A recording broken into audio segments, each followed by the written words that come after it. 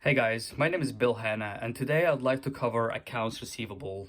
We will go over the concept, the process, and the journal entries that go along the way, beginning from receiving orders from customers all the way to fulfilling these orders, and then subsequently receiving cash from customers. I have 12 years of experience in financial accounting. I started my career as a staff accountant and worked my way up to senior and then manager and then finally financial controller.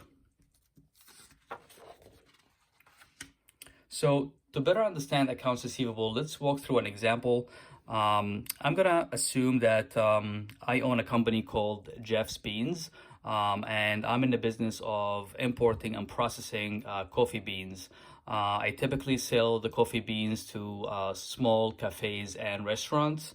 And this week, I'm making my delivery rounds, and the first delivery I have is to Matt's Cafe.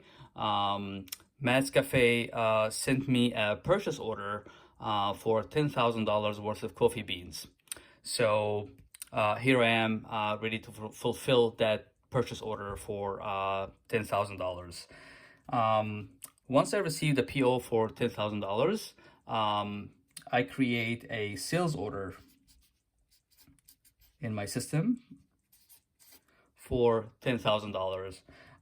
The purpose of creating a sales order will be for me to have a record in my system for the order received and to double check that I have the coffee beans at hand that can fulfill this order. Then I'm delivering the coffee beans today and handing an invoice to Matt's Cafe for $10,000.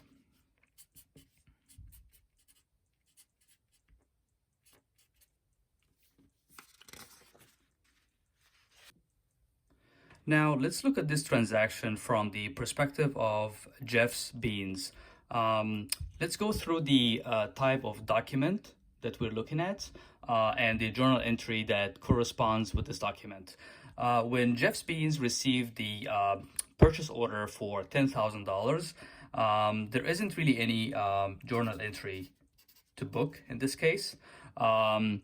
The next step is once we get a purchase order, we will be creating a sales order in our system. The purpose of that is to have some sort of a workflow. So someone typically checks that we have the inventory to fulfill the purchase order, and then they approve the sales order. And typically there is no journal entry here either. Then once we deliver the beans to Matt's Cafe, the next step is to create an invoice for $10,000. And here's where we book our journal entries. So the first entry we book is, here's a T account, is to accounts receivable and sales revenue. So it's going to be $10,000 debit to accounts receivable and a $10,000 credit to sales. The second entry we need to record here is to reduce inventory and book cost of goods sold. So here is inventory. And here is cost of goods sold. We're gonna assume that the coffee beans cost in this case is about $6,000. So that will be a credit to inventory for $6,000, which would reduce inventory by $6,000, and a debit to cost of goods sold for $6,000, which will book cost of goods sold for $6,000 on the income statement. The next entry is when we are getting paid by Matt's Cafe. So Matt's Cafe sends us a check for $10,000. We will be then recording, so here's a T account for AR, a credit to AR, which would reduce the AR balance. So as you can see, we had booked a debit to AR here, and now we're booking a credit to AR. So net, these two will net each other out. And then the other side of this journal entry here, when you receive the cash, is obviously going to be cash, debit to cash for $10,000. If you're liking the content of this video so far, please consider subscribing to our channel and hitting that like button, and please share this video with anyone you might think that they can benefit from the content. Now, let's look at this from the point of view of Matt's Cafe. So this is sort of the flip side of this equation. So Matt's Cafe will issue a purchase order for $10,000 for coffee beans. Then there is here no journal entry recorded. The next step is that Matt's Cafe would receive the actual merchandise from Jeff's Beans, and they will receive an invoice for $10,000. And here is when they will record journal entry to increase inventory. And that's going to be a debit for $10,000.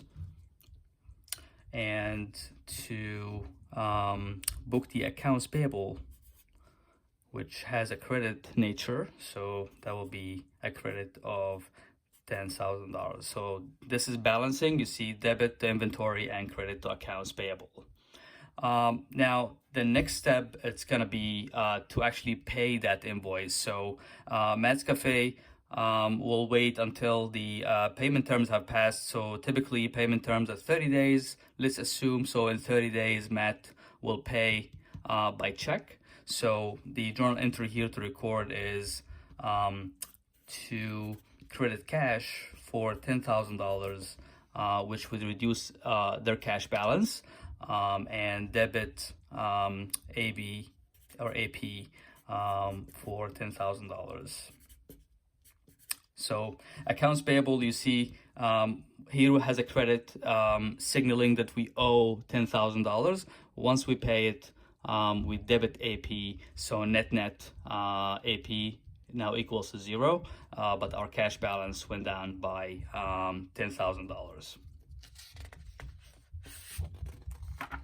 So how do companies refer to this process? What you typically can hear is, from the perspective of Jeff's Beans, they look at this as order to cash. So this process is named this way because it refers to receiving an order from a customer and then all the way through fulfilling the order and receiving cash. From the other side of this transaction, from Matt's Cafe point of view, this is called procure-to-pay. So procure means that we are making an order to buy coffee beans, and then the process is to place the order, receive the merchandise, and then finally pay for it. So where does accounts receivable fall on the income statement, or rather the balance sheet? When you're looking at the balance sheet, there is assets equals liabilities plus owner's equity, and here are the various accounts. Accounts receivable will be in the asset side, and it's a current asset, meaning that it can be converted to cash typically within 12 months, which means it's a current asset. So there you have it. This is everything, or rather the basics with accounts receivable.